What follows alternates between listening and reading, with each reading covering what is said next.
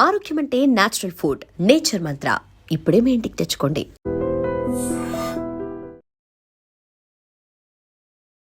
అందరికీ నమస్తే, welcome to I dream. నేను మీ చాణక్య.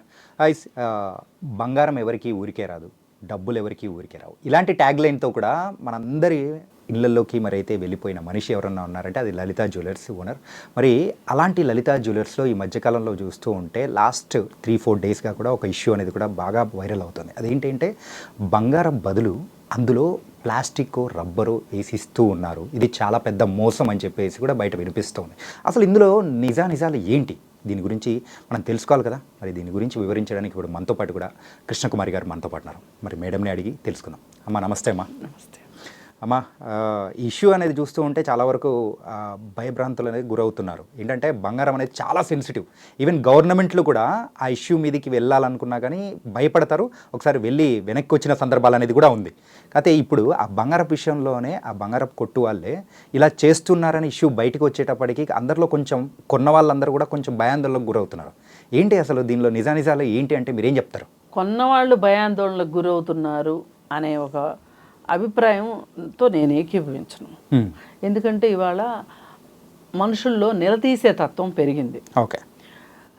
పైగా కన్జ్యూమర్స్కి రైట్స్ ఉన్నాయి అనేది కూడా అవేర్నెస్ కూడా చాలా వరకు పెరిగింది. ఇప్పుడు మీడియా కూడా పెరిగింది. ఇప్పుడు ఈ మీడియాలో 4 రోజుల నుంచి ఈ వార్త రోజు అదే చెవులో ఇల్లు కట్టుకుని చెప్తున్నప్పుడు అసలు ఈ పాటికి లలితా జ్యువెలర్స్ దగ్గర పెద్ద ట్రాఫిక్ జామ్ కావాలి. అంటే ఏ రకంగా అంటే ఇప్పుడు వాళ్ళ నగలు ఎలా ఉన్నాయో, ఇప్పుడు చాలామంది నగలు కొనుక్కున్నారు కదా వాళ్ళ దగ్గర. వాళ్ళు ఇంకెక్కడికో ప్యూరిటీ కోసం చెక్ చేయించుకోవటానికి వెళ్ళి ప్యూరిటీ ఇంతే ఉందంట ఏంటి అని చెప్పి నిలదీయాలి కదా. ఎందుకు రావట్లే అంతమంది జనాలు? మరి నేను కొన్నానండి, నేను మంచిగా ఉంటుందనే కొనుక్కున్నా. కానీ ఇంకెవరో ఒక అతను వచ్చి కంప్లైంట్ చేసినప్పుడు నాకు ఒక అనుమానం వస్తుంది. ఇవాళ బంగారం ఉన్న రేటుకి నాకు అనుమానం వస్తుంది. వచ్చినప్పుడు నేను సహజంగా నేనేం చేస్తా, ఆయన దగ్గరికి వెళ్ళాను అనుకోండి, ఆయన ఏం చెప్తారు, అంతా బాగుందండి అనే చెప్తారు. అప్పుడు ఏం చేస్తారు వీళ్ళు, సెకండ్ ఒపీనియన్కి వెళ్తాను నేను. సెకండ్ ఒపీనియన్లో నాకు ఏదో తేడా ఉంది అని తెలిసింది అనుకోండి, నేను ఊరుకుంటానా? వెళ్తానా లేదా షాప్ దగ్గరికి? వెళ్తారు.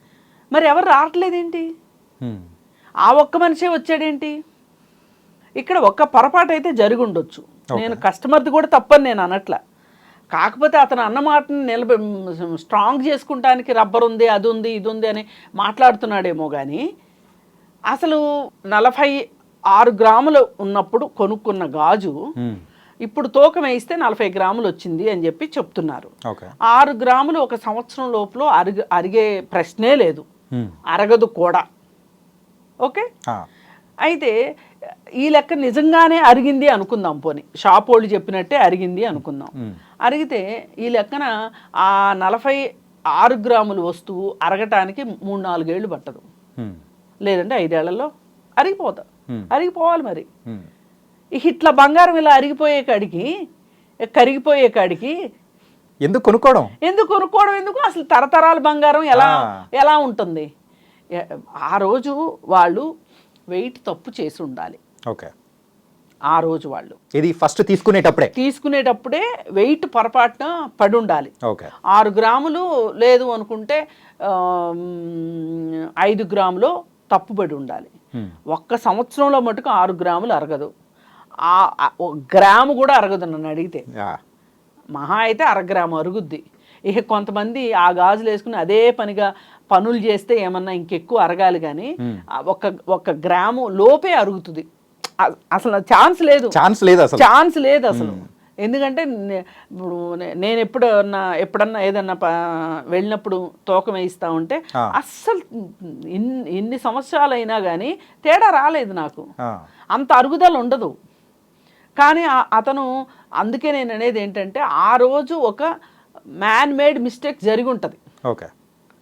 కొన్న రోజున అనుకోకుండా అతను ఇప్పుడే వచ్చాడు, సంవత్సరానికే వచ్చాడు.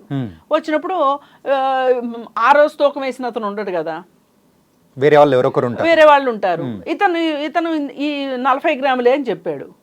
మరి వాళ్ళకేంటి, వాళ్ళ గ్రామ్ ఎంత ఉంది? దగ్గర 11,500 ఉంది. గుండె గుబేలు అంటారా అందా? ఎందుకన్నది డబల్ ఆ రోజు కొన్న దాంతో కంపేర్ చేసుకుంటే డబల్ ఉన్నట్టే కదా. మరి అందుకే గుండు గుబేలమని అతను గొడవ చేస్తున్నాడు. అయితే అక్కడ వీళ్ళు ప్రాపర్గా డీల్ చేయటం రాలా ఆ రోజు షాప్లో. ఇప్పుడు ఒక కస్టమర్ వచ్చాడు, కస్టమర్ని నువ్వు కావాలని మోసం చేయకపోవచ్చు, కానీ కస్టమరే అపోహలో ఉన్నాడు అనుకో, నువ్వు కూర్చోబెట్టి మాట్లాడాల్సిన బాధ్యత నీకు ఉంది కదా. కస్టమర్కి రైట్ ఉంటుంది, షాప్ అతనికి రెస్పాన్సిబిలిటీ ఉంటుంది. ఈ రైట్స్ రెస్పాన్సిబిలిటీస్ కొట్లాడుకున్నప్పుడు ఇలాంటి ఫ్రిక్షన్స్ వస్తాయి. అలా కాకుండా మీరు షాప్లో కూర్చుని వ్యాపారం చేస్తున్నారు కాబట్టి వ్యాపారస్తుడికి ఎప్పుడూ కూడా బాధ్యత అనేది ఉంటుంది. కస్టమర్ ఈజ్ అవర్ గాడ్ అన్నాడు మహాత్మా గాంధీ. ఖచ్చితంగా గాడే. ఎందుకంటే అసలు కస్టమర్స్ లేకపోతే ఏం చేస్తాం మనం? ఇప్పుడు మనం కష్టపడి వీడియో చేస్తామండి ఓ మంచి టాపిక్ మీద, పోనీ ఇదే మంచి టాపిక్ అనుకుందాం, నలుగురు చూశారనుకోండి, కామెంట్స్ పెట్టారనుకోండి, మనకు సాటిస్ఫాక్షన్ ఉంటుంది. చూడలేదనుకోండి, అరే ఇంత మంచి టాపిక్ ఎక్కలేదే, చూడలేదే వాళ్ళు, నిజంగా ఇది అవసరమైన టాపిక్ కదా అని మనం అనుకుంటాం. లేదు, మనం ఏం చేస్తాం, అందరి ఇంటికి వెళ్ళి అయితే చూపించలేం కదా. అట్లాగే ఇక్కడ కూడా ఏంటి అంటే అది ప్రూవ్ చేసుకోవాల్సిన బాధ్యత మీది, షాప్ వాళ్ళది. ఆ రోజు అక్కడ మిస్టేక్ జరిగింది అంతే, ఇందులో మాట్లాడుకోవడానికి లేదు. చాలా చాలా స్కాములు జరిగినాయి అనేది మట్టుకు నాకెందుకో లాజికల్గా ఆలోచిస్తే కరెక్ట్ కాదనిపిస్తుంది. కానీ అక్కడ ఏంటంటే ఆ బంగారంతో పాటు ఆ రబ్బరు లేకపోతే ప్లాస్టిక్ అది మిక్స్ చేసి ఇవ్వడమో ఏదో సంథింగ్ జరుగుతుంది అని చెప్పేసి ఇలాంటి మోసాలు అనేది కూడా అంటే చెప్పడం అనేది కూడా బయట వినిపిస్తున్నాయి కదా. కాదండి, కొన్ని గాజులు బోలు గాజులు ఉన్నాయి అనుకోండి, దాని లోపల ఏం చేస్తారంటే ఆ హాలోనస్ని తగ్గించడానికి దాని లోపల టంకం లాంటివి వేస్తారు. అసలు కొన్ని గాజులు మధ్యలో ప్లాస్టిక్ ఉండి చుట్టూ బంగారం ఉండే గాజులు కూడా ఉంటాయి. అసలు గాజుల తయారీనే అట్లా జరుగుతుంది. ఆ రకం గాజా ఏంటి అనేది తెలియదు. ఇప్పుడు ఏంటి అంటే ఎవరి వాదన వాళ్ళు చేసుకుంటున్నారు. ఇప్పుడు ఇంత చేసే లలితా జ్యువెలర్స్ ఆయన బయటకు వచ్చి ఆయన ఏం పెద్దగా మాట్లాడుతున్నట్టు కనిపించట్లా. ఎందుకంటే ఆయన ధీమా ఆయనకు ఉంది. ఇది మధ్యలో వాళ్ళు మీడియా వాళ్ళు మాట్లాడటమే తప్పితే ఆయన పెద్దగా ఇంతవరకు బయటకు వచ్చి మాట్లాడింది లేదు. ఇది ఎక్కడో మిస్ హ్యాండ్లింగ్ జరిగిందనేది నా ఉద్దేశం. ఇలాంటి వ్యాపార సంస్థల మీద కూడా ఇలాంటి ఆరోపణలు వచ్చాయంటే ఖచ్చితంగా కస్టమర్లు భయపడ్డము, దాంతోపాటు అన్ని జరగడం అనేది జరుగుతూ ఉంటాయి. కాకపోతే ఆ నమ్మకం ఇవ్వాల్సిన చోట నమ్మకం ఇవ్వకపోతే మరి దాని క్రెడిబిలిటీ అనేది కూడా తగ్గుతుంది కదా. అది ఎంతో కొంత ఇంపాక్ట్ అయితే ఉంటుంది. కానీ నేనేమంటున్నానంటే జనాలు కూడా అర్థం చేసుకోవాల్సింది, నిజంగా మీరు లలితా జ్యువెలర్స్లో ఎవరైనా కొన్న వాళ్ళకి నమ్మకం లేకపోతే, ఒక డౌట్ ఏదన్నా వస్తే, ఇప్పుడు మనకి ఏంటంటే ధర్మకాట అని ఒకటి ఉంటుంది, అక్కడికి తీసుకెళ్ళి థర్డ్ పార్టీ గ్యారంటీ అన్నట్టు అక్కడికి తీసుకెళ్ళి తూకం వేయించుకోవచ్చు. టోకెన్ ఛార్జెస్ చెప్తారు. ఇప్పుడు మన దగ్గర బిల్లు ఉంటుంది, అందుకే బిల్లులు జాగ్రత్తగా దాచిపెట్టుకోవాలి. ఈ బిల్లు ఈ బంగారము తీసుకెళ్ళి మనము ఇప్పుడు థర్డ్ పార్టీ ఏజెన్సీ లాగా ఉన్న వాళ్ళ దగ్గర తీసుకెళ్ళి తోక వేయించుకున్నాం అనుకోండి, వాళ్ళు వెయిట్ చెప్తారు. వెయిట్ చెప్పినప్పుడు తక్కువ వచ్చింది అనుకోండి, మీ బిల్లులో ఉన్నదానికి బంగారానికి వెయిట్ తేడా వచ్చింది అనుకోండి, వెళ్ళి మాట్లాడండి లలితా జ్యువెలర్స్ దగ్గర. అయినా ఈ మాత్రం తెలివితేటలు బంగారం కొనుక్కునే వాళ్ళకి లేవంటారా ఈరోజు? ఎందుకు లేవు, ఇంతకంటే ఎక్కువ ఉన్నాయి. మరి ఎవరు రావట్లేదు ఏంటి అక్కడికి? అంటే దీని వెనకాల ఏమైనా కుట్ర జరిగిందంటారా? ఖచ్చితంగా అనుకున్నా నేను. అసలు ఎప్పుడో జరిగిద్ది ఇది అనుకున్నా. ఎందుకు జరుగుద్ది అనుకున్నానంటే, అతను డైమండ్ క్యారెట్ రేటు అందరికంటే తక్కువ ఉంది అతని దగ్గర. అతను అడ్వర్టైజ్ చేస్తాడు, అందుకే తెలుసు నేనైతే ఎప్పుడు వెళ్ళాలి లలితా జ్యువెలరీకి. అతను అడ్వర్టైజ్ చేస్తాడు, మా దగ్గర తక్కువ అని చెప్పి అతను బిజినెస్ చేసుకుంటున్నాడు, రోరింగ్ బిజినెస్ చేసుకుంటున్నాడు. ఎప్పుడు కిటకిటలాడుతూ ఉంటుంది ఆ షాపు. ఇది ఇవాళ వచ్చిన షాప్ కాదు, దాదాపు అతను పెట్టి 30 ఏళ్ళు, ఇది ఎప్పటి నుంచో ఉంది. మెడ్రాస్లో స్టార్ట్ చేశాడు ఆయన. ఒకప్పుడు ఈ మంత్లీ స్కీములు చాలా ఎక్కువ ఉండే, గోల్డ్ స్కీములు. 11 నెలలు కడితే 12వ నెలలో మనకి 12 నెలలకు సరిపడా బంగారం మనకిస్తారు. అప్పుడు గోల్డ్ రేట్ చాలా తక్కువ ఉండేది కాబట్టి 2000 స్కీమ్ కట్టినా 24,000కు కూడా కొంచెం కనిపించేంత బంగారం వచ్చేది. ఇవాళ 24,000కి ఏ బంగారం 2 గ్రాములు వస్తుంది. 2 గ్రాములు వస్తుంది. 2 గ్రాములు ఏ పోతాద్దం పెట్టి చూసుకోవాలి 2 గ్రాములు అంటే. మరి పరిస్థితి ఎలా ఉంది? అండ్ ఇందులో ఆఖరి క్వశ్చన్ అమ్మా ఏంటంటే ఎప్పుడైనా కానీ ఇలాంటి విషయాలు ఒక కంపెనీ మీద కానీ ఏదైనా బయటికి వచ్చింది అని అంటే కొంతమంది తీసుకోవడం అనేది కూడా కావాలని చేపించుకోవడం అనేది కూడా ఒకటి ఉంటుంది. ఏంటంటే ఫ్రీ పబ్లిసిటీ. సో ఈ రకంగా కూడా మనం ఆలోచించవచ్చు కదా. ఏమండి ఇవాళ పబ్లిసిటీకి పలు మార్గాలు, యా, అది బూమరాంగ్ అయ్యి వాళ్ళకే ఎదురు రావచ్చు, వాళ్ళ స్ట్రాటజీ కరెక్టు కానువచ్చు. ఇప్పుడు కొంతమంది కావాలని ఐటీ రైట్స్ చేయించుకుంటారు. ఓకే, అంటే వీళ్ళ దగ్గర చాలా డబ్బులు ఉన్నాయి అందుకే ఐటీ రైట్స్, డబ్బులు లేని వాళ్ళ ఇంటికి ఐటీ రైట్స్ ఎందుకు వస్తాయి, డబ్బులు ఉన్న వాళ్ళ ఇంటికి వస్తాయి కదా. చాలా డబ్బులు ఉన్నాయి కావచ్చు, ఇన్కమ్ ట్యాక్స్ కట్టలేదు కాబట్టి ఐటీ రైట్స్ జరిగినాయి అంటే అదేదో ఒక గొప్పలాగా ఫీల్ అయ్యే వాళ్ళు ఉన్నారు. ఎందుకంటే ఏది ఏమైనా అల్టిమేట్గా కస్టమర్కి నువ్వు ఏమి ఇస్తున్నావు, ఏం ప్రామిస్ చేసావు. Business is a promise, right. ఆ ప్రామిస్ నువ్వు నిలబెట్టుకున్నావా లేదా.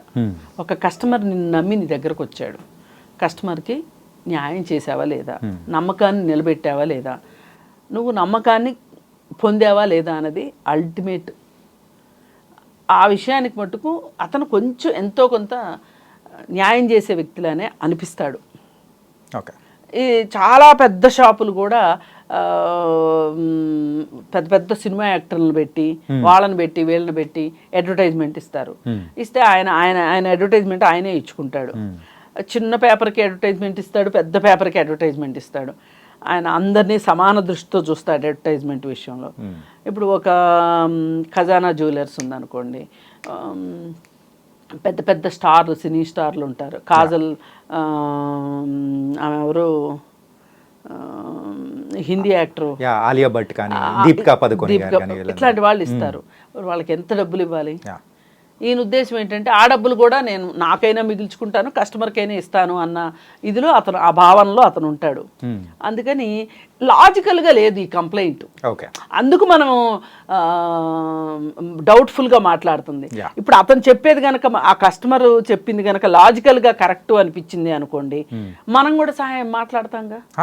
మనం మాట్లాడేది బాధితుల పక్షాన కదా. ఇప్పుడు ఇది ఇక్కడ ఎవరిది ఎదుమిద్దంగా తప్పు అని అనిపించట్లా. కస్టమర్ వైపు నుంచి నేను తప్పు అని అనట్లా. కస్టమర్కి కావాల్సింది ఏంటి, 6 గ్రాముల బంగారం కస్టమర్కి కావాలి. ఎందుకు 6 గ్రాములు మిస్ అయింది అనేది చెప్పాల్సిన బాధ్యత మటుకు లలితా జ్యువెలర్స్ వాళ్ళ మీద ఉంది.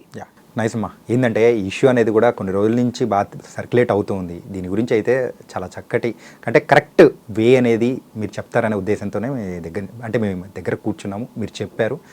సో చాలా డౌట్స్ అనేది క్లారిఫై అయినాయి. 2 సలహాలు అయితే ఇవ్వగలిగాం. ఏంటి అంటే బిల్లులు జాగ్రత్త పెట్టుకోండి. ఎగ్జాక్ట్లీ. డౌట్ వచ్చినప్పుడు థర్డ్ పార్టీ ఏజెన్సీ దగ్గరికి వెళ్ళి తూకం వేయించుకోండి. ఆ ప్యూరిటీ చెక్కింగ్స్ కూడా ఉంటాయి అక్కడక్కడ.